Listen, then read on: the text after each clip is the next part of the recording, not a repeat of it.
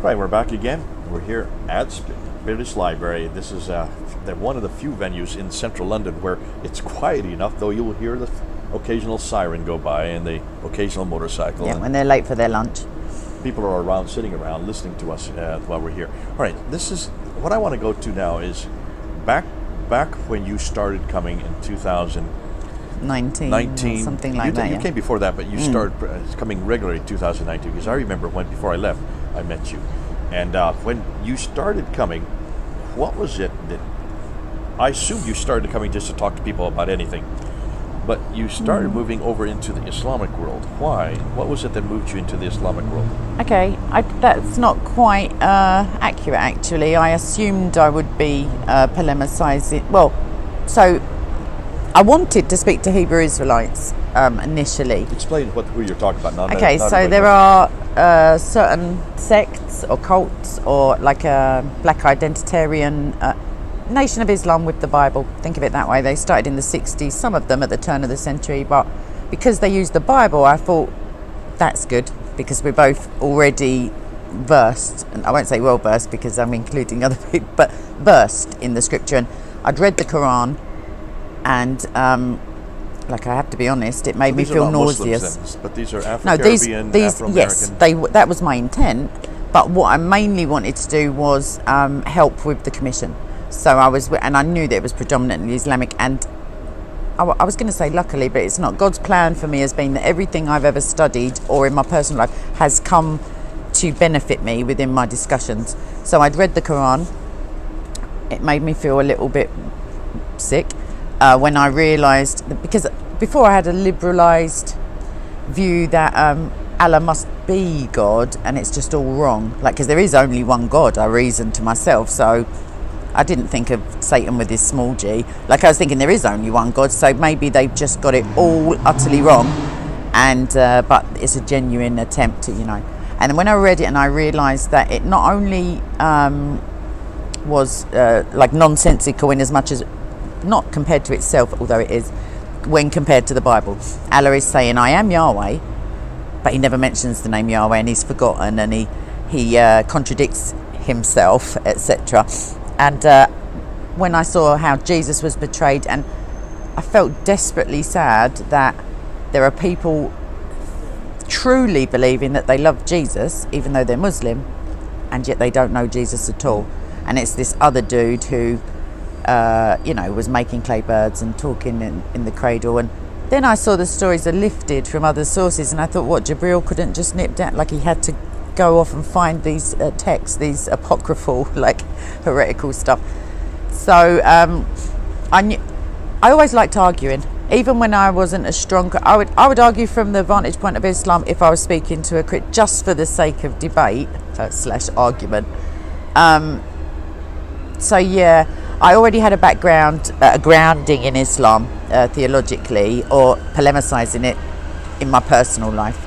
And that I feel like at the time when someone was trying to convince me of the truth of it and potentially have me convert to Islam, I was sort of chatting to God, like, why do I have to keep having these circular like, it doesn't seem fruitful.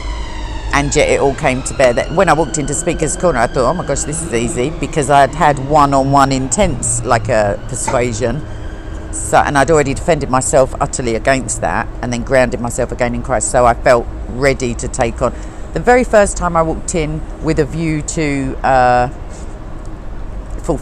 beginning to fulfill the promise I'd made to God, was I saw Asif, who's an Indian Christian, surrounded by heckling, baying young men who were Muslim, and they were, like using racial body language and like mocking him because he's an Indian, talking to him as if he's a Hindu, like bringing up cows, and I don't know. Just a fellow with white hair. Yes, he's older gentleman. Yes, he's lovely. He's very loud, also very loud.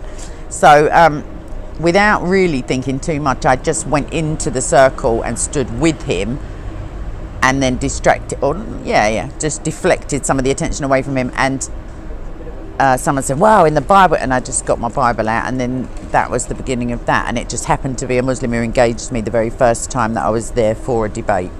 So Yeah, and then the Hebrew Israelites was patchy in their attendance. I feel that sometimes maybe they're being held in a cycle. I don't know why they don't turn up, but they were very aggressive. Just a couple of them. I had a man, accuse me of all sorts of stuff just because of the colour of my skin, and he was being held physically back. So the first aggression that I directly experienced was from a Hebrew Israelite. But if they don't have the right God, I'll talk to whoever it is. The Hebrew Israelites, just so people take the position that when you look at the Bible, you read it through black eyes. So everything happens in Africa. So all of the traditional people that we see in the Bible, all the prophets, they were all African. Oh, yep. So they were all Afro. So was King James, apparently, according to some of the... Yeah, so they switch everything back down to that continent, so that to understand true with a heavy focus on the Old Testament and the enemies as footstools, and just violent and persecuted because they believe they are the true Jews. They are the true Jews. And that the actual Jews are imposters and... Right. And so they like received the covenant from God. And there are some because there are different camps with vastly different theologies. I mean, One West, I think, was one of the first modern iterations. American, I won't say if I think that means they're more crazy or not, but yeah, some of them think that Joseph is actually Jesus' dad. Some of them don't. Some of them think that you could be white and a real Israelite. Because I remember David Wood, one of them said to him, well, you can beatbox. And because Sam Shamoun could do some, I don't know, he knew a lot about Bruce Lee. They said, yeah, Bruce Lee, he's an Israelite. Because I was like, you're making it up. So there are some very aggressive and violently ideological members, and there are others that just are sort of sheeple in the background with the Flintstones clothes on. They don't have large followings. They don't really have much that can support. Oh, no. They have copy-pasted. They have, like, sections of the Bible, but you can't read before and you can't read after. Yeah, right. It's just sound bites. Yeah. Then that's what support. And I think sometimes Christians can do the same thing. We're guilty certainly. of that. Yeah. It's just even if you have to stop halfway through the verse to support your own stuff. Say, if you can read all of the context, then we'll have a conversation. Now, getting back to Islam, so the Muslims attracted you at some point because they engaged with you. You found that they were more engaging. Do you mean prior to going to Speaker's Corner? When you started with Asif, they were the I see. Well, I wouldn't say attracted me. They repulsed me with their treatment of Asif, and I just wanted to defend him because I wasn't used to it. I didn't realise that I won't say enjoys, but he is supremely indifferent to the baying, heckling mobs around him. He feeds off of the fact that, well, they're close to him, and he is foghorning Jesus at them, That's actually very Indian. Yeah. It's very cultural. And I grew up in it, so I love it myself. Not love it, but I have no problem with it. I enjoy being in third class railway carriages. I would always have to take on everybody because I was the only American. They hated Americans because we supported Pakistan. A vast array of reasons, probably. I had no reason to support America, but my accent gave me away. But I'd have to take them on, and the better I took them on, the more tea they would provide me with. So it was entertainment value as well. At the same time. Okay, so you kind of moved into you kind of fell into the Islamic world. Well, no, the Islamic world migrated to London. Like I'd grown up. When I was, but you were not engaging with Muslims. No, I was. Yeah, I had all friends the way through. all through my life. Okay. From my school. I mean, when I was at school, back in the 18th century, it was like very few people of vastly different, like obviously different faiths, and there was an orchestrated move towards tolerance, inclusion and stuff like that, but somewhere along the way it became disingenuous, and nowadays it's a religion of peace when it's it's this double speak thing. Well, it never was prior to 2001. It never was, but I'm saying it was like dishonestly portrayed as such, whereas before it may have been compassionately, the people may have been ignorant of it. In the 1990s, I never heard anybody say it's a religion of peace. After 9/11, no, sorry, I don't mean that slogan. The narrative changed overnight. Yeah, I don't mean that slogan. I mean, there were, like you said, there were less polemics because less people had bothered to read the Quran and see that it says fight them, whether you want to fight them, slay them, cut them up. So, like, if you've read that, And then you hear people who you suspect have read that saying, oh, well, it's all the same God and we're all just getting along, and you think, not so much. No. So yeah, when I was at school, there were far less Muslims, but they were, I was friends with them, and increasingly the areas of London have become more so populated with Muslims. So I had it wasn't nothing of it was new to me apart from the approach. I'd seen aggression and Sharia patrols and things of that nature, but never consistent, or just the odd story about it, and then it would kind of fizzle out. But at Speaker's Corner, I realised quite quickly that it was a regular attitude of, not all of the Muslims certainly, but superiority and entitlement to polemics. Because you mentioned before attacks on Christianity, and why are they attacking Christianity in your time there? Because you were so few anyway, and the darkness doesn't like the light. And the truth, I've always think it that there was a political party in Britain called the Monster Raving Loony Party, and they were off key. But well known and sort of jokish, but nobody went crazy and you can't say that, because it's so clearly laughable. And I could do that with Islam, but it's taking people to hell. So the truth hurts, and the truth angers people. And Jesus said, I was hated first and you will be, and that includes Christianity. People don't respond well to being told that they are condemned by their own actions. Understood. All right, so... Oh yeah, I'm teaching my grandmother at the moment to suck eggs as well. So I'm explaining it to you as if you don't get it. By default, Islam kind of took over and has. So the biggest, probably the biggest debates, the biggest discussion groups are always Christianity and Islam. Certainly. There are atheists there. Stephen, that's a good friend of yours, and you do engage with him at some point. They're the socialist, that guy that's always the socialist. He's always there. What has a funny name? Dusty. No, Heiko. You mean Heiko? Yeah. Heiko. He's quite charming. Actually, he is, and he's been there as long as I've been there. Yes, so I've got a black and white photo of him as a very young man on a ladder as well. He likes the ladder. He's very good on it, and yes. he's very good at engaging the crowd. Yes. And he gives and takes, and the crowds are there generally. They stay for hours. Definitely. Because he holds their attention. He is what I would say is one of the old school. Yes. That's what Speaker's Corner used to be. That's what you remember. That's what you thought you were coming to when you first went to Speaker's Corner. You found it was much more of a free-for-all, in your face, a lot more agitation, a lot more aggression. Yeah, recourse to violence that I didn't see prior to that. Yeah. So Islam has taken over. Obviously, this is now...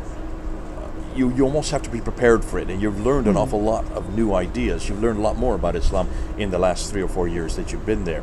What I want to do next is look at some ideas that you think are the good ones, the best one that you can think of, the best ones you come up with. To polemicize.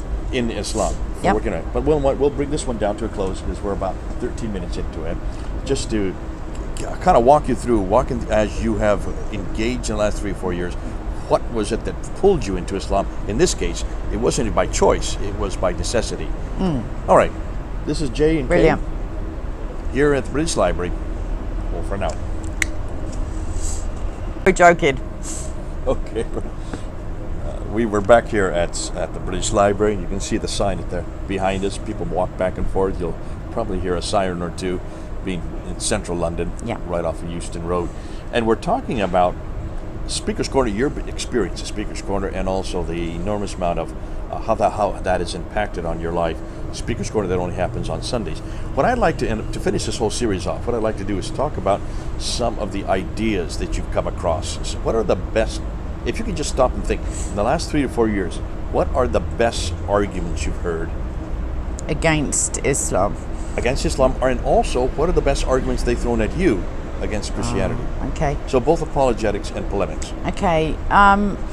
Firstly, I'd say that I don't ever feel trepidation or anxiety when in a debate when they say, well, how about this Bible? But sometimes they look as if they have some resounding knockout argument, but I know that with context and just reading slightly before or after, or just knowing the verses, it can't be damaging to Christianity to read the Bible for a start.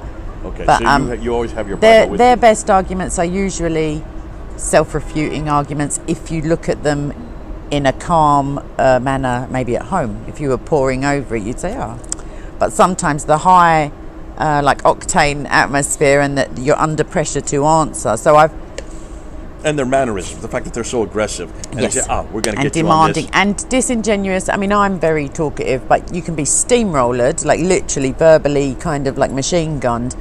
And so even in a time debate, you're trying to answer their questions. By the time you've done that, your time's up and there's more questions. Yeah, So they're and never... This is the shopping list tactic Yes, that they yeah. use. We call it shopping list. And it's always, if you can show me where Jesus says, I am God, I will become a Christian. I can, though. Yeah. I do it, and then they That's leave. the beauty of it. Yeah. So that's why today But they never now- become a Christian, But see, weirdly. here's what's interesting. You can now, but could you when you first heard that?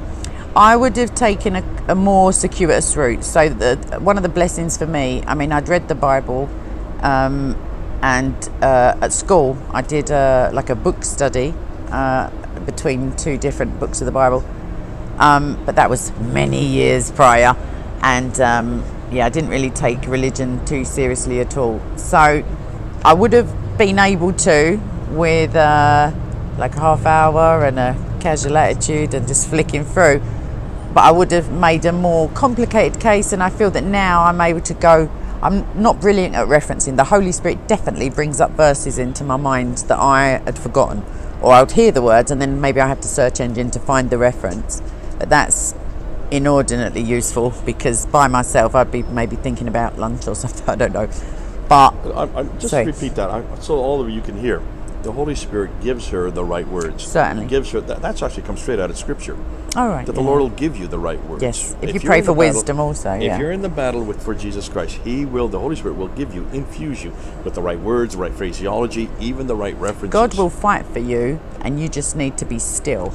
My tongue is still moving at the time, obviously, but yeah, that Be a is- ready tongue that's- in the, yes, in the that's hand of a ready writer. always ready to give a defence. And I think the best piece of advice I would give to like aspiring polemicists or debaters is don't presuppose that the other person is genuinely wanting the answer, or it's going to change their... When they say, show me where he said I am God and worship, it doesn't... Even if they believed he had said it, they would still shy away from becoming a Christian. And they've heard the answers many Oh, times. certainly. So they're not really asking the question No, to learn they something. want to catch you on the back foot to make you feel doubt, and then they How can can... 1 + 1 + 1 = 1? you just Another multiply common- it. So you can see these are questions that initially people who have not used to Oh, working- sorry. The other piece of advice would be don't be afraid to say I don't know. Give me a week. I'll go and check, and I'll come back It's my and be favourite phrase. genuinely do it, because it shows. It takes the need to just fill in blank space and guess, because you can do more damage, or you just make yourself seem a little foolish, because you may stumble on the right answer anyway. But it's best if you're not sure, and it's important enough that not the person, like we've already said, the people watching can it can be damaging. It's not. You can make a mistake, certainly, and it doesn't mean that Christianity is a mistake. It just means that on that day you made a mistake, because you didn't make a mistake. You didn't know the answer. Yeah. You're going to come back next week Yeah, with the answer. Yeah, no, sometimes I do make it. Sometimes I've heard myself, and it's not that I didn't mean how it sounded, but somehow I've been halfway through saying one thing, then caught onto another thing, and it just, people will say, were you saying that? And I'm like, no. But it just, my brain sometimes goes a little bit quicker than my mouth, or my mouth goes, so, yeah. I've watched I think back your and mouth goes quicker than your brain. I've watched back videos from initially, and I don't actually accept what I'm saying now. I think, no, I've got a much better way of Right. Okay. And that delivering comes from experience. Yes. I hope you're all hearing that. So you're admitting that there were times, and I remember my first few years when I was at Speaker's Corner, that was my favorite phrase. Give me a week. Yes. I have no idea. But next week, come back here, I'll have the answer, and you start building up your apologetics. Yes. Yeah, you have a catalogue, as it were. You've got the Bible always. But by watching other Christian apologists and polemicists and debaters and reading and different articles and stuff like that, you start to build a stock catalogue of go-to verses even that support all of the main tenets of Christianity. You don't, for my personal opinion, like in terms of denominations, and I very rarely debate Christians, like in my personal life I do, but I don't find that it's as potentially beneficial for the commission, because I think there's no condemnation for those who are in Christ. I don't mean I won't be telling them right. But there, I had a vision once, literal one, and I could just see the kingdom of God like surrounded by, you know, as it says in the book, like all manner of evil.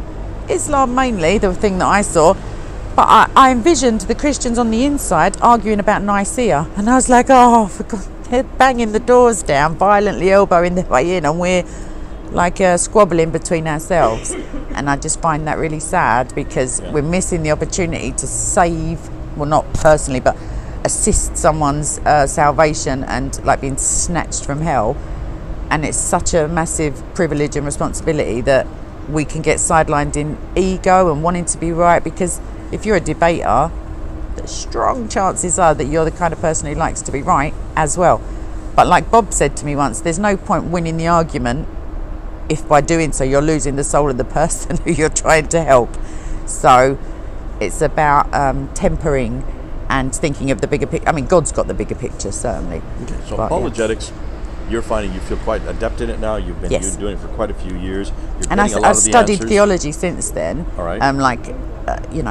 With an academic institution. So not that doesn't equip me better for the commission, but it means that I have in my own mind an added authority, in as much as I can draw from sources other than the Bible. Not that I ever need to, in terms of the truth is the Bible, but if someone hasn't got that presupposition, then of course I can appeal to logic and critical reasoning and just secular tools of the trade, as it were. Okay, let's go the other direction now. Let's go to polemics. Yes. So those, you have found that many of the best questions that they throw at you about the Bible and about Jesus, usually if you just open up your Bible, you'll see the context. Yeah. They've misquoted it, they haven't looked at the whole reference, they've not looked at the verse before, verse after, or the answers are there, you just didn't know them, but a week later you did.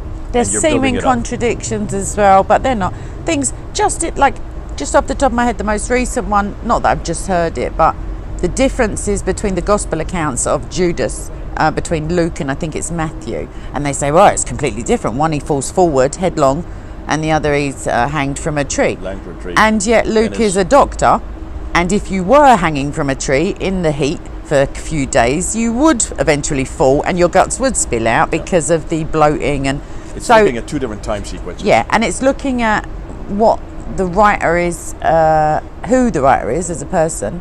You know, Luke, like I say, has got a medical background. He's going to notice the intestines, not that someone else wouldn't, but to note them in a way that would vastly differ from a tax collector. Okay, so the next other side is, what about But they Islam? can sound very good when they're put to people who are Christian but not in the business of arguing. They think, oh my gosh, that sounds like, whoa, two That's different an easy one. stories. That's an old one that Yeah. we I remember we used to get back in the Just someone asked me 1990s. it the other day, and Really? yeah. Okay. Here's, on the other foot though, going towards Islam, what do you feel are some of the best arguments against Islam? What are some of the best polemical arguments?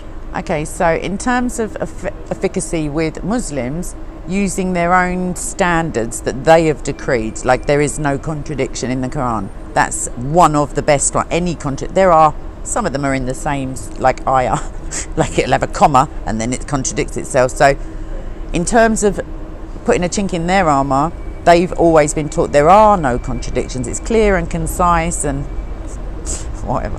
But yeah, that it's perfect in every way. It's a direct revelation of God. So if you can show enough I've got reams of them if anyone wants any. Like literally, they're 10 a penny, and some of them are very powerful.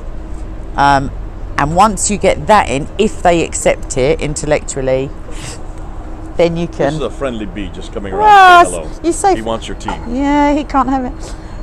Coffee, sorry. Yeah, I'll put that over there. Yeah, so contradiction, only because of the Islamic claim that there is no contradiction. Also, the perfect preservation was an Islamic claim. Nobody foisted that upon them as an impossible standard. So those contradictions, and then I kind of moved forward into, because you can just reel them off. Then what's actually important in terms of, because you can make atheists out of Muslims pretty easily actually, but they're still going to hell. You're bringing them off the Titanic and leaving them in the water. So you want to bring them the gospel. Yes. So then I would say, if they they've yet to leave, but they're now thinking, oh, not too perfect, then is the direct contradictions between the Bible and the Quran, because those are more pronounced, certainly, if you believe Allah's claim that he is the God who revealed the Bible and stuff like that. Then you can say, well, how come he forgot this bit?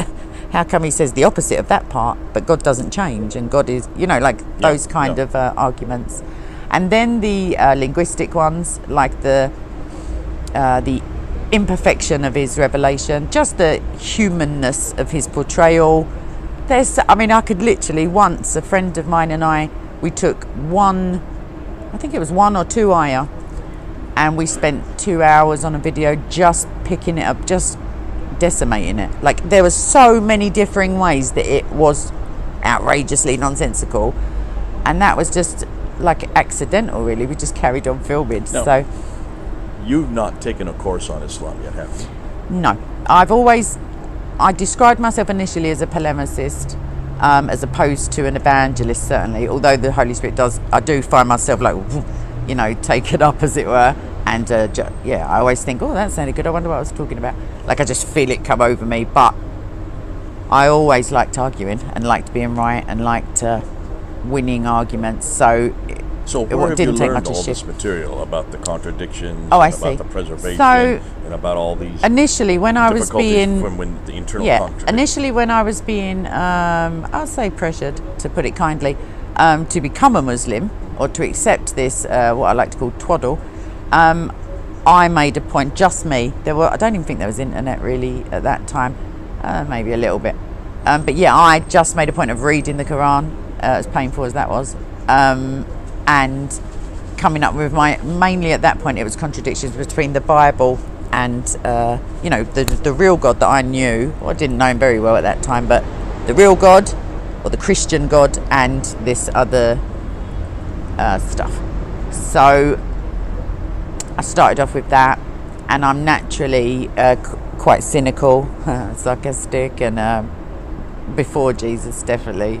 And yeah, so I didn't need to. And then when YouTube came along, certainly watching Speakers Corner debates was brilliant, because I would always, every single one, I would learn something, or not always learn it, but just consider it as valid criticism. I think, oh yeah, I never thought of it that way. Like, yeah, if this is true, that kind of vein.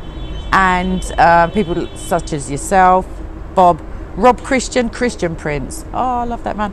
Like, I used to have the time to listen to the 2-3 hours, and also his irreverence for the subject was a blessing to me, because he just doesn't give not even one hoot. So, and the potato thing was comical. So yeah, I just thought, all right, like, I mean, it's not the best delivery if you're not behind a computer screen and you are in front of people, but the fact that there's humour, and I realised that an encyclopedic knowledge of it is impossible, because there are so many thousands of hadiths and thousands of tafsir and interpretations, and it's just, I mean, I feel like it's a satanic attempt to just flood the world with disinformation. But you can't be an expert in all areas of it, but you don't need to be. You just need a good few contradictions, a good few discrepancies between the real God and that, and then away you go. Like, just take it as you come. So it looks like the contradictions, the historical anachronisms, the scientific errors. Oh yeah, sorry, I didn't mention that. Yeah, so the biblical versus Quranic, Quran versus Quran, and also world history, such as the crucifixion even. Like, no one else is saying it didn't happen. So yeah, and your research on actual history and Islamically portrayed history. So the like, origins argument. Okay, yes. Terrific stuff. Listen, thank you so much for these sets of episodes. Are you going to put them up on your channel? Yes, definitely. And I'm putting them up on the J Show. Oh, I'm nice. resurrecting the J Show again. And you'll be one of the first. Oh, brilliant. Yeah. We should, I had a live stream booked in with you for so long, and it was my fault, everyone, but yeah, we have to get back to some regularity. But you're so busy. This is nice that we're both in London together. I don't live in London anymore. For those of you who don't know, I left 5 years ago, I guess. But my wife and I are back because our son just got married, and so Kay said, if you're in town, let's go to the British Library and let's knock off a few of these episodes. So that's what we're doing. These are them.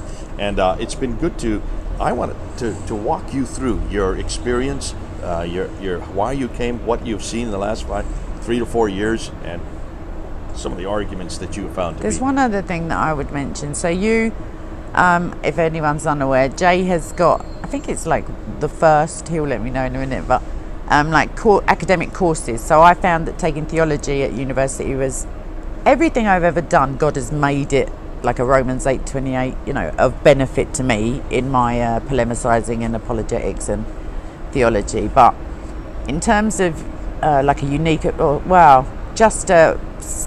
often people like to be taught something to then replicate, and Jay is involved in delivering actual polemics and apologetics specifically.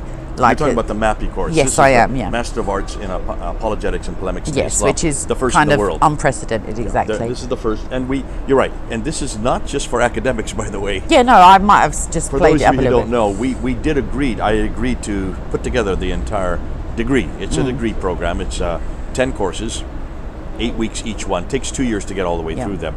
But it's for those who want it for a master's degree, you can get a certificate for a master's degree. You actually get the degree if you finish it, obviously.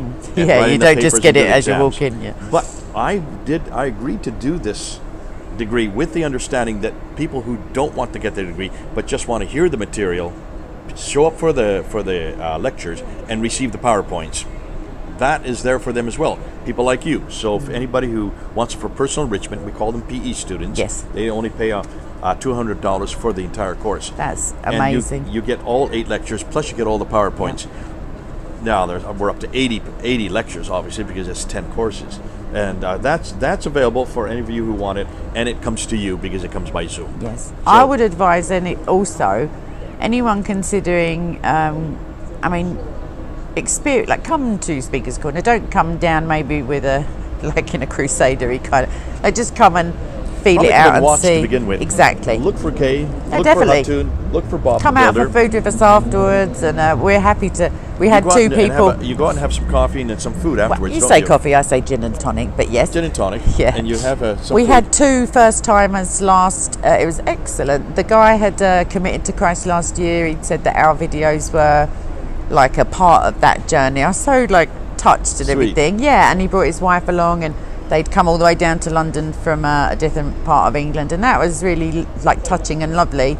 So I was really pleased to have been able to because oftentimes mainly Muslims, they'll say, well, what's the point anyway? How many people are you actually converting? Like as if it's a numbers game. And I say, but there's plenty. Yeah, they don't see it. They film everything you do. You film it. That's the difference. That when I was there was no film because we didn't have smartphones then. And that way they can say, I didn't say that. And you're like, I just say rewind. Just rewind the it's tape. Right there. Yeah, You're exactly. in black and white. Yeah. So now it's filmed. It's put up on your channel, which is K Soko Films. K Soko Films. SOCO Films. Soldier of Christ Online. Soldier of Christ Online. And that Soko Films has its own. Bob the Builder. Yes, so there's Soko Films, which is the main channel, JC's channel. Not Jesus Christ as well, but the other JC. And then Bob has his own channel, Bob of Speaker's Corner, potentially. If you put that in, you'll find him. And then I've got K Soko Films, and I've got a smaller one as well because I was demonetized arbitrarily, strangely, because there was something true about Islam in one of my videos. There's always true stuff, but this was unappreciated by YouTube. So they demonetized, so I made another smaller channel just as a means of being able to still communicate, because going back to the courses, for the other 6 days, not so much at the moment, but I put a video every day. So K Soko Films is your main channel. Yes. What's the other secondary The other channel? one is K Soko Films. This time it's personal. It's a bit of a long one. Okay. But yeah, right. You'll find it in the About section of my main channel. But yeah, so I teach apologetics and polemics and sometimes church history. So I've done a small series, and it's ongoing, of inspirational historical Christian women, because they got a bit whitewashed in the medieval era. You also talk a lot about persecution around the world. Oh, I'm so pleased you said that. So I prayed for an additional focus. When I got to Speaker's Corner, I didn't have my own channel at that time, and I was thinking, what can I do more? I felt an urgency. I still feel it, I don't want to get to Judgment Day and say, do you know what, I just didn't really have the time and didn't think of it, and I have cold sweats about having to justify why I didn't try harder and get more stuff done. So I asked the Lord for another focus, and it was, I don't want to say oppressive, but I'm going to. Like, I got hit. There you go. That's the World Watch List. I got an oppressive... 50 countries where following Jesus costs the most. Oh my gosh, don't get me started. Afghanistan's number 1 at the moment, but Nigeria is number 1 in the world in terms of being brutally murdered for Christ. But yeah, the Lord put it on my heart. I saw some images, real life images of a little Nigerian girl with a machete. She was dead, clearly dead, hanging out of her head, and women like just all like practically beheaded but still alive, like, you know, machete attacks and stuff. And I was brought into it. I started praying about it. There was a pastor that, if you put in Nigerian pastor kidnapped, you get thousands of unique search results. It's very commonplace. But this guy, God put him into my like peripheral, and he was so impressive. Like he was having his captor video, like they're behind him with the flags, and he did die eventually. But he was praying for his captors, and so like at peace with his situation, and he was just inspirational. And when I couldn't find the video and search engined Nigerian pastor kidnapped, I was so sickened. Like, and then God really just hammered it home. Like for about a month, I would wake up thinking about these images, go to sleep with it. In the night, like it would be in my dreams. God definitely said, that's the one. And like, I'd like you to focus on that. So I have done, and it's, if you click on my channel, I can provide like minimum 5 a day if I wanted to, and I have to sift through so many stories to weirdly decide which are the most impactful, because it's, in the last 30 days there's been about 200 Islamically inspired terror or honor killings or physical attacks on Christians. It's very real, and you want to make sure oh people definitely are aware because of it. the mainstream, you could be skipping through your life thinking that Islam was really persecuted, like you know, those stories do make it to the the main because channels, of the narrative. but the Christians' persecution don't make it. No, it's literally when there was a shooting in a mosque. It's awful. Don't get me wrong. That was in New Zealand. While the world was focusing on the Premier or the Prime Minister walking around in a headscarf, embarrassing herself, Nigeria, there'd been a massacre of 200 people. Literally the day before, Christians, macheted, chopped up, set on fire, you know, you name it. You would never hear of it if it wasn't for the Christians and charitable organisations reporting on it. So Open Doors, they produced, one of our first videos together was about the persecution, or one of the most impactful ones.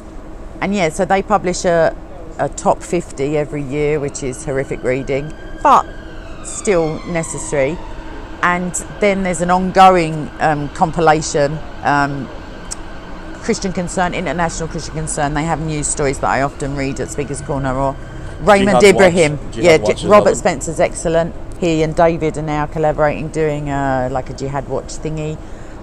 Raymond Ibrahim is fantastic. Like, he compiles monthly, bless him, and I sometimes read through them with his permission on camera, and I very rarely get through it without at least saying what utter tramps these people. Like, I just start getting personalised because it's heartbreaking.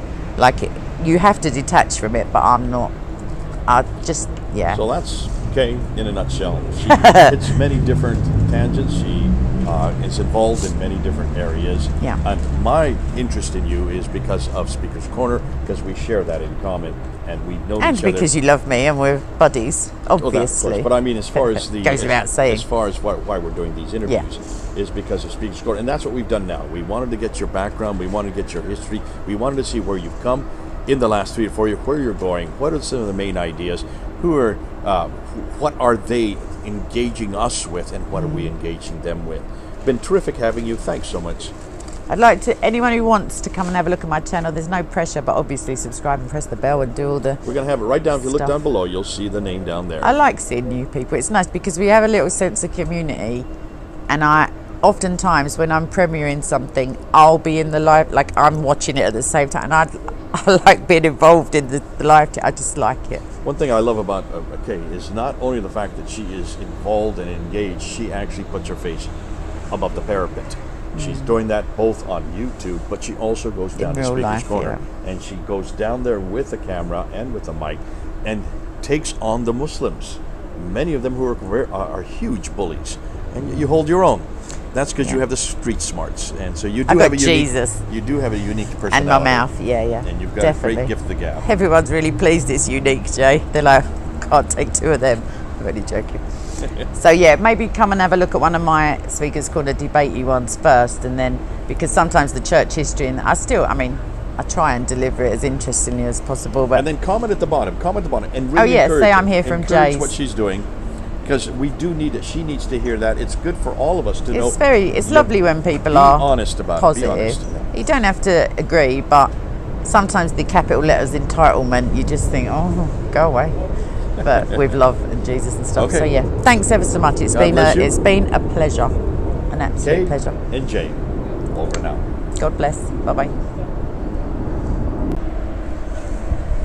Right, this is August 2022.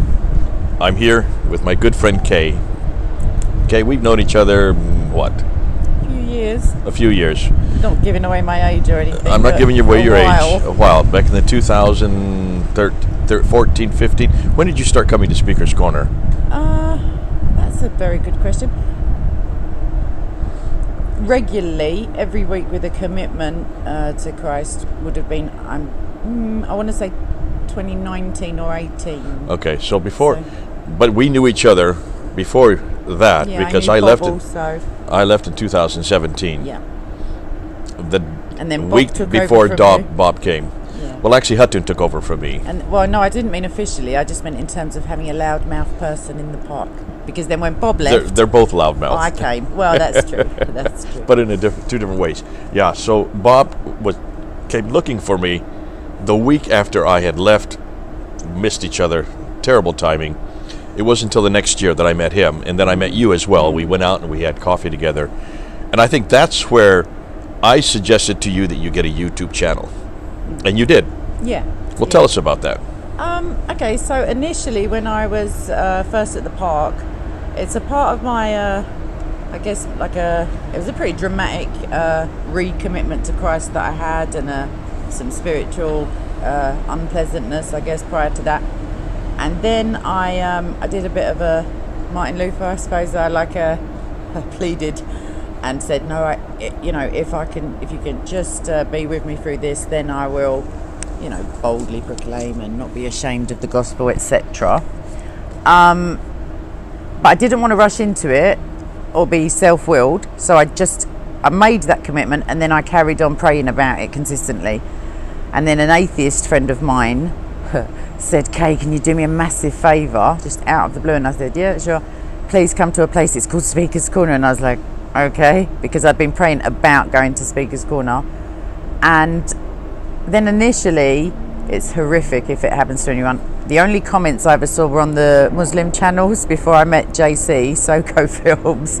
That's a trial by fire. So I tried not to read them. And then I came into contact with JC. I knew him already through Bob, and from there for around 6 months or 10 months I didn't have a channel because I was just focusing on studying not real life, other life stuff, and quite happy to actually read some pleasant comments.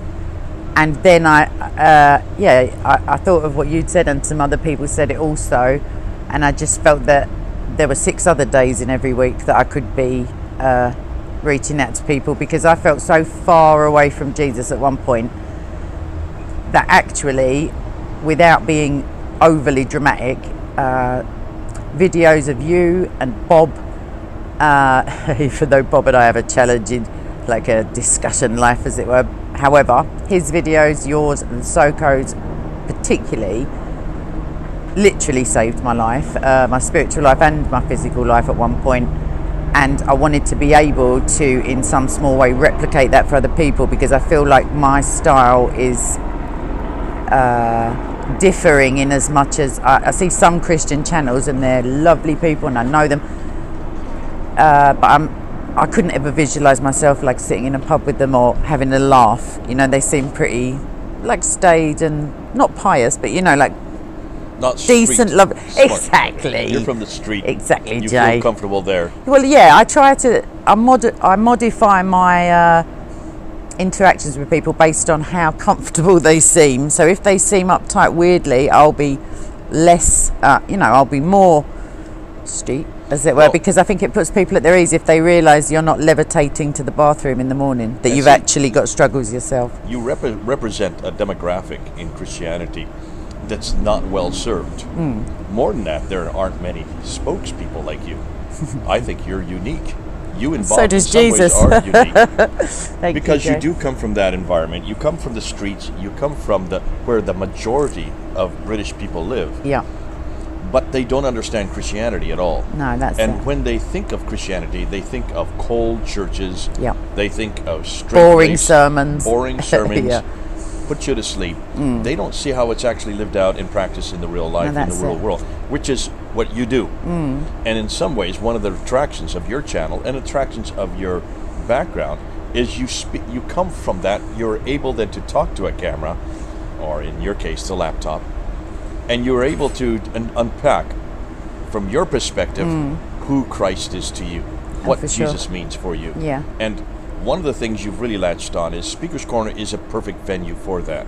Definitely. Now, Speaker's Corner, I've had a different experience than you have had. I was there 25 years prior to your coming. Back when I was there were very few Christians. Now there are quite a few. Yes, and you thank make up God. quite a big group, actually. And I see fewer and fewer Muslims there. Well, Now, yeah. Oh, maybe from your time, yeah. So Than when I was there. When I was there, there would be 10 ladders, Yeah. all with Muslims on them. I don't see one ladder. no, that's right. Yeah. Where are all the Muslim ladders? They've all gone. Just Usman. That's it. He's still asking the same And he doesn't questions have he was much- asking when you were there. And he doesn't have much of a crowd. Only Panto season. Yeah. When we were there in the 1990s, they would dominate the corner. It would be almost 10 to 1. And the one meaning the few Christians who were stupid enough to stay around. Now, I would suggest that the Muslims are on the retreat. Oh yes, certainly. Certainly they are. Okay, Yeah. explain that to me. Because now you've been there so you've been there, what, Let me 3 hold years? this for you, like in the middle. Sorry, Grant. Well, actually, I'm louder, so I'd rather have it on you. No way. I'd never noticed. My You're voice very is a kind. little bit louder than yours. Now, explain it to me. When you first came, you were full of trepidation. I was certain that God wanted me there. Absolutely certain that I felt like He was sending me there. So I had it. It wasn't necessarily trepidation, but it was. I guess yeah, but not really fear-based. I haven't ever pleased. Please God, I haven't ever. I felt spiritually oppressed there. I felt like a darkness and a heaviness, often. But I haven't ever felt afraid, even when frightening things are happening. Initially I would be fatigued. I would lose my voice for about 24 hours every Monday, and by around Wednesday I would start to feel all right, and then I'd think, oh my gosh, it's tomorrow, I have to go through this again. It was really draining physically, not spiritually, but there was a lot to unpack and a lot of animosity and I wasn't ready really for that kind of feeling. And then my brother, I love that boy, he said, well, you're praying about it specifically. And I was like, not really. So once I started doing that, as I walk into the park, I pray. And since then, I haven't, experienced any negative ramifications for myself.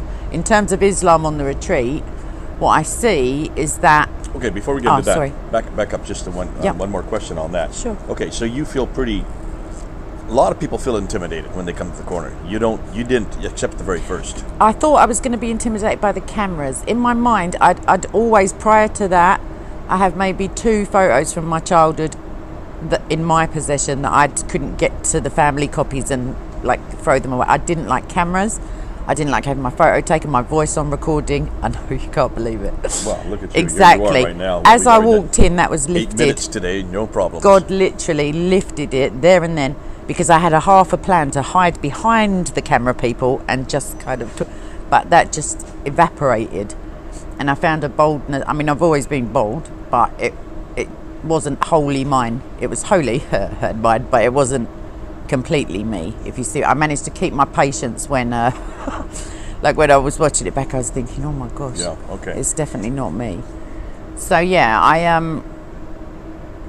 Yeah, it's been a Well, you have the brilliant gift of the gab. experience. You're able to kind of take on and flow with whatever is happening, Yeah. whether it's the situation, whether it's the person, or whether it's the subject. I Mm-hmm. find that you can pretty much talk about almost any subject now. Yes. And yeah. that has done you well over the years. We're talking about 3 or 4 years now Mm. that you've been doing that. You're going to continue going back, and you can continue Certainly. engaging.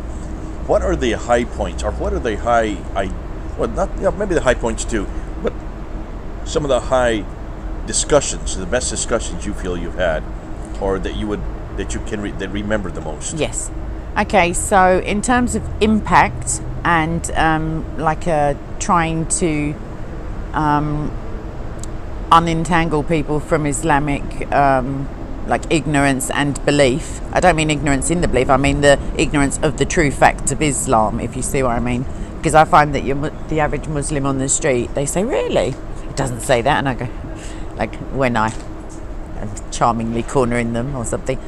But one of the high points in terms of impact was about 2 or 3 years ago, Mohammed Hijab, during a discussion on Surah 65:4, divorcing of girls/women, just said outright, well, of course, yeah, if you just go by the Quran only, it's permissible to sleep with minors. And I was like, in my mind, as he said it, I was like, I couldn't believe he'd said it, but I managed to remain pretty composed. And that, I feel, and then he subsequently admitted it again in not so many words. And because of his, the massive amount of people who follow him, who are majority Muslim, I would say, that was a blessing, because I thought, if he's saying it, for one, they're going to believe it, and for two, to be so candid about it, so you really is caught amazing. him. You really caught him on the Quran. The Quran, he Yeah. had to support it. You couldn't walk away from it. Yes. He didn't know you knew the verse, and that was Oh, where it helps. now that's the thing. Initially, all of the Dawah were pleased to speak to me, because they tend to go for passers-by, and in the titles it will be Christian preacher set, and this woman's just come from Tesco's.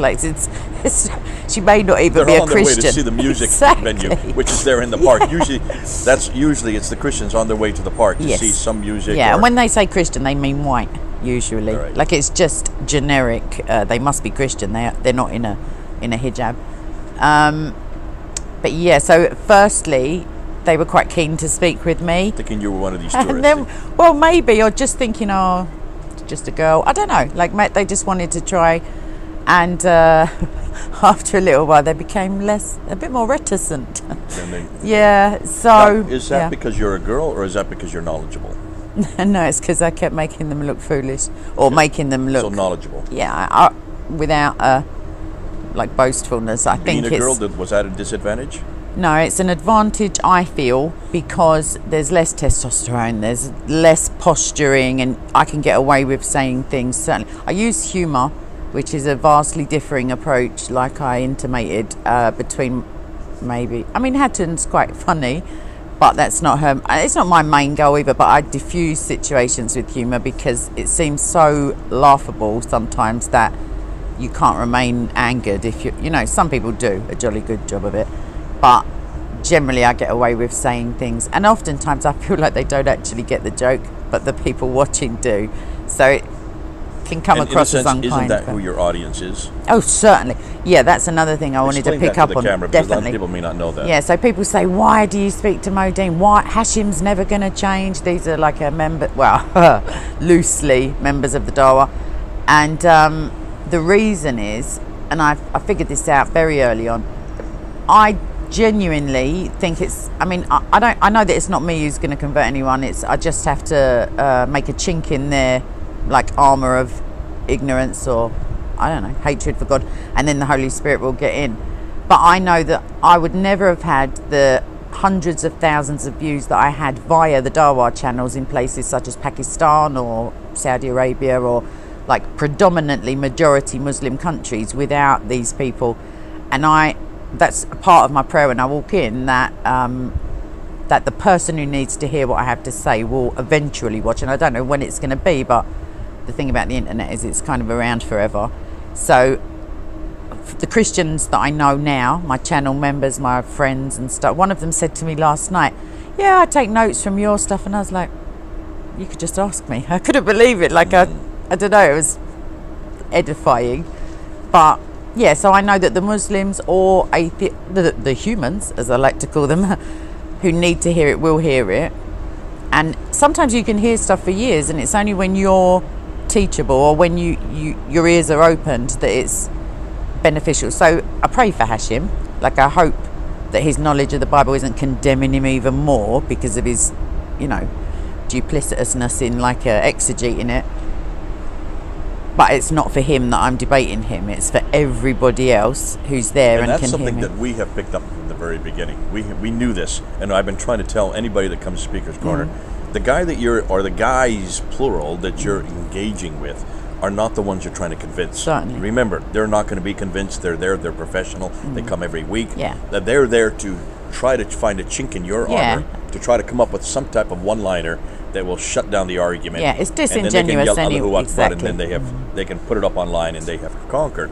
That's all they're there for. And but they dishonestly edit, not all of them, but oftentimes those channels, they if you come up with a good response, that will be edited out. Yeah. So really, your audience is the people who are listening, and the more engaging you are, the better the topic, the more theatrical you can be, the more the larger the crowd you're going to get. Yeah.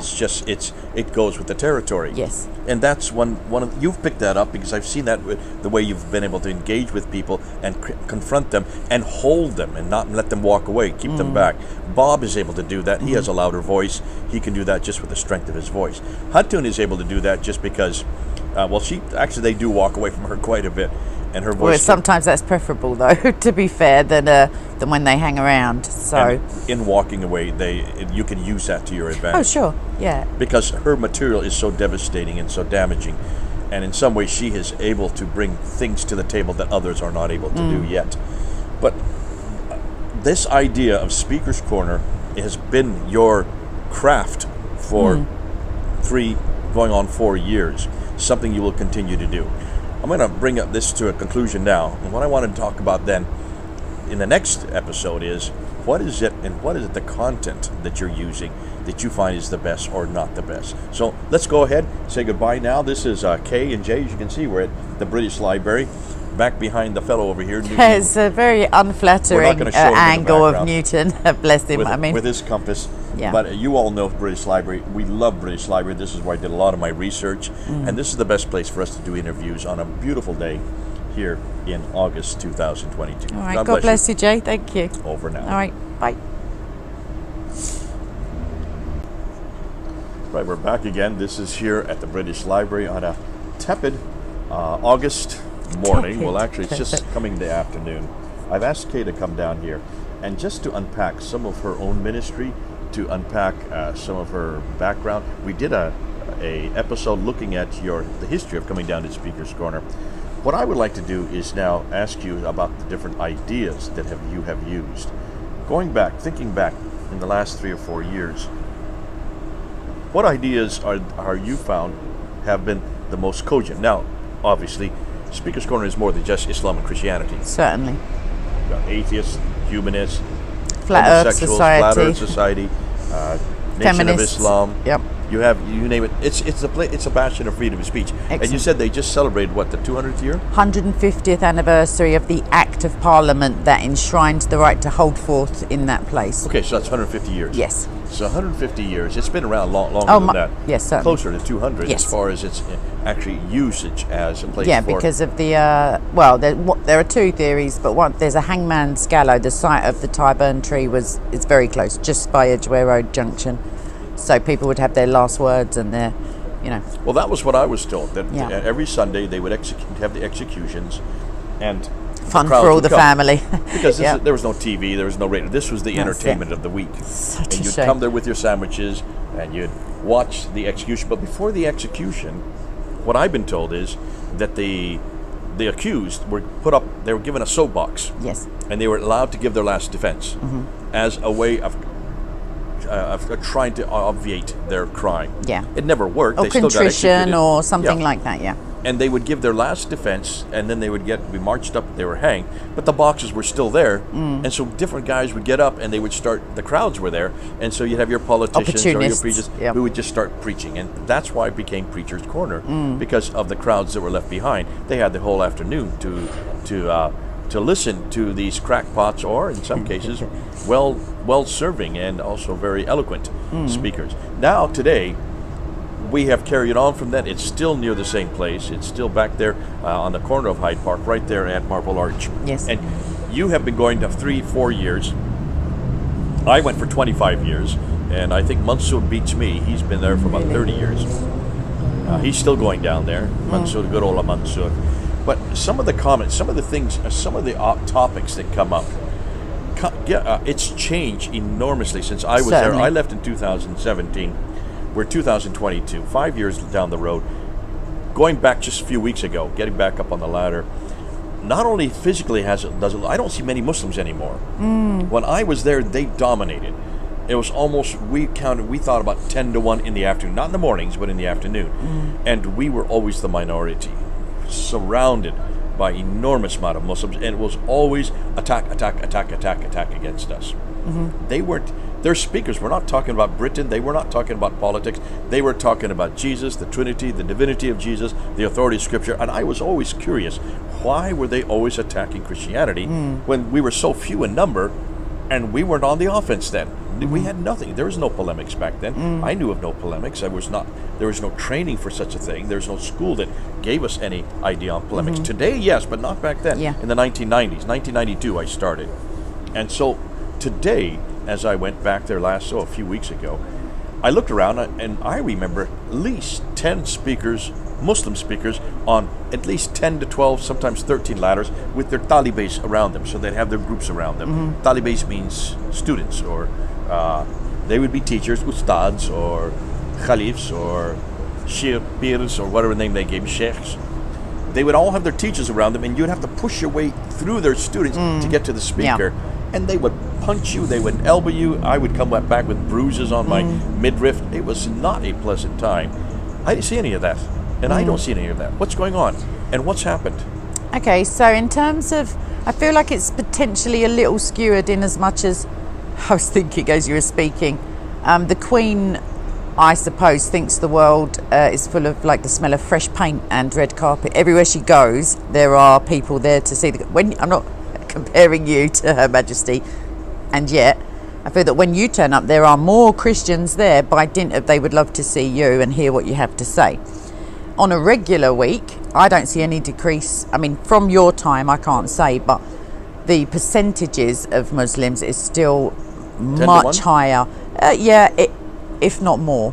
Okay. But the blessing is that the Christians who are there, not all of them are comfortable on camera or public, but there are, studious and determined and like quiet people in the background engaging with individuals off camera, which is sometimes more efficacious because there's no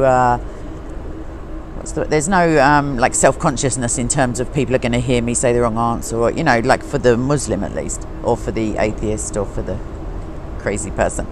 So I see that the Muslims who are there, though, oftentimes are not religious, and I can fully accept that Islamically religious, in their private lives, they're still going to school, half of them, and they potentially smoke cigarettes and are not, studying the Quran. Westernized. Yes, they're not only westernized, they're like I was going to say idiots. They're just young kids, and I feel that there's an encouragement by certain older regulars for them to come, because once they turned up, Hatoum was being poked and prodded and kicked and spat on and pulled to the ground, and it seemed highly coincidental. I feel like they're just rent a mob. They just get, it's not hard to go and see if Hatoum's there. It's harder than seeing if I'm there, because you have to bend down and look through people.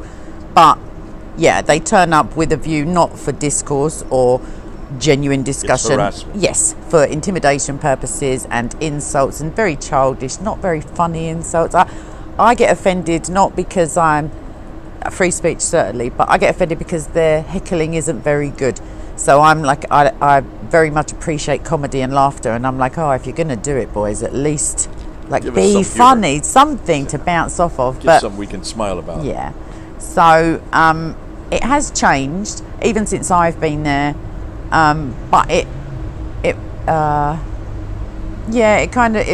modulates between a very negative spiritual energy on some weeks, just seemingly unrelated to how many people are there or what's. I haven't quite worked that one out yet. Maybe it's my like spiritual frame of mind. I don't know. And other weeks it's seems that nothing can go wrong. Like every conversation seems edifying and hopeful, and you know, because obviously you don't. So the atmosphere changes week by week by week. Certainly, Okay. but the demographics. I mean, in the 80s. Because in my mind, prior to like maybe 10, 20 years ago, if ever anyone would have said Speaker's Corner, I had an image of one man on a box somewhere, maybe in an old-fashioned suit, like a crazy person, just ranting and people kind of maybe making a joke or listening intently. I didn't imagine that it was a collective, like, you know, like I just thought there was a place in London where every single day someone was on a box. And I didn't appreciate the global impact of YouTube wasn't a thing then, but I've seen videos from the 80s. There's one on my channel and it's so charming. It's mainly political, though there are Christians there, and it's very sociable. People are very well-mannered and polite. They're standing quietly listening, and there's the heckling, but the heckling seems kind of not prearranged, but they all know each other, and it's not malicious in as much as you think. No, that would there's be never the going to be a fight 1980s. breaking out. It, Yes, it was it not is. like that in the 1990s. Yeah. It's never been like that ever since the smartphone was invented. Once the smartphone was invented, and once they People were less smart. the little boxes that you see, for those out there who don't know, you'll see everybody's wearing little boxes. Those are actually microphones, and they're very good because they're directional. We have a microphone right here on K, nothing like the box ones, because they're Bluetooth right to the camera, and they're directional, so only your voice gets in Yes. there. It shuts everybody Oh, else I do it out. all the time. I say, I've got the mic, though. I put it like that. They're busy talking nonsense, and I'm like, no, everyone can only hear me. Right. So that's pretty So funny. the technology has really taken over and has made it a much more accessible to the whole world. Yes. It wasn't accessible in the Yes. 1990s. You knew that whenever you were down there and you were on a ladder, you had to cane your own crowd, and the only people that are going to hear you is that crowd. Now you know that thousands can hear you, Yes. millions can hear you Yes. all over the world. So that has changed. Revolutionized, yeah. What is fascinating to me, I've been trying to tell Hatun this, and I've been trying to tell a lot of you this. When you get on a ladder, you have an awful lot more control than when you're on the ground. I tried to change a light bulb recently, and I couldn't take my other hand off. I had to hold on to the ladder, and it was only a tiny step. I don't know if I'd feel. I like to know my feet are on the floor, because then I've got less way to go if I get shoved over or pulled off. Or I And could try. I Have you will see try. what happened whenever we're on the ladder? Oh yeah, you get much more attention, Not and only you that, have your a voice, or you more control the authority. crowd. Yeah. When yeah. you're on the ground, you have 10 guys around you. They're all Oh, they can yelling at drown once. you out, yeah, They certainly. can drown you out. Not only that, they control the agenda. You are at their behest. I've seen this with Hatun all the time. I kept on telling her, Hatun, get on a ladder. You then can pretty much pick and choose who you want to listen to. Yes. You choose who controls the narrative. Sure. On She the used ground- to do it more when with Godwin and Daniel, for instance, when She they did were it working brilliant as a with team. them. So Yeah. why have they got off the ladder? I feel like Godwin and Daniel, they don't attend at the moment. The focus for their ministry has certainly changed. But why And- is Hatun not on the Yeah, ladder? I guess. I mean, I'm only surmising. I've never directly asked her, but I would imagine that the potential for injury may be a consideration. No, not No that one's going she's. to touch you on the ladder. That's not the case. Rarely do you get touched on the ladder because you're so high profile. That's true. But then she was stabbed in the face in front of the police. On the ground. Yeah, no, but in front of the police, I'm saying that's pretty high profile in, like, in where it should be. Yeah, but it would have been much more difficult if she'd Yeah. been on a ladder. Yeah, certainly. Well, I don't want Yeah, I that to don't know discuss the before. answer, but I feel that you're more, like, there's something to be said for eye level, you know, because it's more of a, it's a position of authority, certainly, and it's easier to control the crowd, but in terms of individual interactions, it's less Did domineering, you see what I we guess. did? Sir, come forward. I want to talk to you. Yeah. Okay, you come forward. We controlled who we were talking Yeah, to. yeah. They Oh, I'm had to not come forward. polemising your position. I'm just thinking of reasons why Okay. you can move away quicker if you're not on a ladder and surrounded by people. Also, yeah. But you would want to if you have the agenda. If the other person has a big knife, I say. You know what I mean? Like, there's Okay, considerations. How many times are knives used down there? The former policeman who was actually cared about free speech, he is an excellent human being, but he was very good at his job. they do a sweep on Saturday nights and Sunday mornings, and they find like a high number of bladed How many articles. people have been stabbed since you've been going there to Speaker's Corner? There's been threats of stabbings and one stabbing that I know of, but that's So one too many. In 3 years. What? And that I was know what this two? is London, but that's still like 100% too many stabbings. And Yeah. I but got but the thing is, that was incrementally. Once the poking is ignored by the police, and once the spitting and the broken bones Listen, and the I've been you stabbed see? once. I've had my throat opened up. I've had a gun put to me, all on the ground. Not once while I was on the ladder. Yeah. When you're on the ladder, you're too high profile. Everything's on camera. Abraham Lincoln was up in a anyway, the point is, I was no agree cameras with. back then. I think it's better for you. I think it's very much about people's style. Also, I mean, maybe I'll try it and I'll never come down. Like I'll be carried around the ladder. When you stopped and thought, when you thought about the old days, you thought about a person on a ladder Oh, so speaking. definitely, or a Speaker's Corner soapbox. has always been on a soapbox. Yes. From the very beginning, 150 years of it. Yes. Why has that changed? And what is the reason for a soapbox? Because you gain I people's think attention. maybe actually as well the societal shift to equality and microaggressions and not us per se focusing on this, but the thing of everybody's equal and you can't offend people, which it's laughable for Speaker's Corner because you will. Just people are there to be offended, like so they can. But yeah, that maybe there's something about that in terms of not seeming elitist, and also pictures are bad. You can't have a banner up. You can't have a stand with Are a. you listening to this? Do you really believe this? I'm giving you reasons that are not mine. I'm giving you potential reasons. No, people have been asked by the Are police you saying to people move are away. on ladders because of equality? No, just the generalised ethos of not. I can't think of the. Attempting to be. If you're on a ladder, you're an elitist? No, not an elitist, but you, by dint of body language and physical positioning, you have an assumed authority because you're able to call out of the crowd, That's like you what said. Speaker's Corner is for. I know. I'm not. I don't hold this Speakers are position. created to bring down speakers. I don't hold the position. You're asking me what do I think is the reasoning, and I'm giving you like generic. I mean, nowadays you can't say a woman's a woman. You can't say a man is somebody at born with a Speaker's penis. You can say it, but what I mean to say is someone will be offended. Like, you see? So, I'm just telling you how mad the world is in case you haven't caught on. No, I'm aware of that. But I would not want to say that's the reason you don't get on a ladder. I don't know. Or I'm people don't throwing use ladders out. anymore. Yeah, but I've never done a study of it. I never thought about it. Sometimes I walk past. I think I'm going to get up there. But it's not my ladder. Every time I come, and that's whenever I come to London. I was here last November. I came in July. I'll come in December. I tell Hatu, I'll come, but we're getting on a ladder.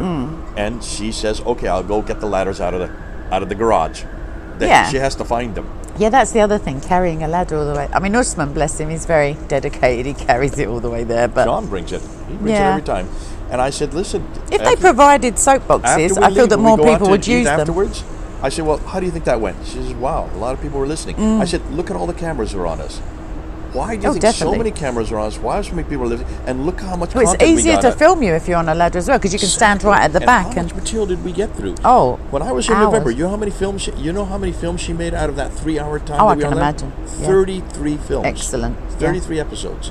I said that was just one 3-hour period, all because we were on a ladder and we controlled the agenda. We decided where we wanted to go with it. We were the ones that even held up the pictures, and we controlled who we wanted to talk to. Yes. You can't do that on the ground. Anyhow, I think we made our point on this one, and it's really just to see the technicalities of where Speaker's Corner has gone. Unfortunately, in my view, it looks like It's downhill. free for all now. Yeah. Oh, yes, certainly. It's a lot of yelling and cacophony and There's a lot personality. Yes, there's a lot of not so much nowadays, but maybe 2 to 3 years ago.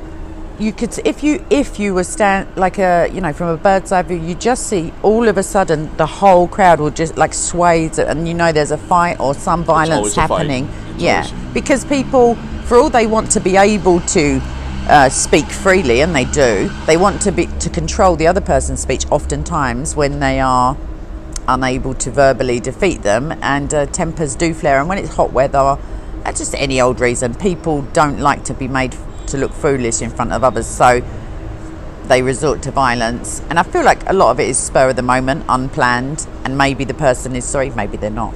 And listen, But- that's the theater of Speaker's Yes, Corner, and that's yeah. some of the attraction. I don't deny that. I'm just trying to think about as far as communicating the gospel or trying to communicate what your agenda is. To me, it's just a no-brainer. If you want to get your material across, if you want to get your ideas across, why not be in control of it? Maybe I'll get some higher heels. With that, I'll meet you halfway. Okay. Listen, this is Kay and Jay. We're going to disagree. No, we're not going to come to any conclusion on this. I have no but firm you've opinion. heard different points. Yeah. You decide who you think has the agenda on this one. Good on you. Terrific. Yeah. Jay and Kay, over now. Ciao.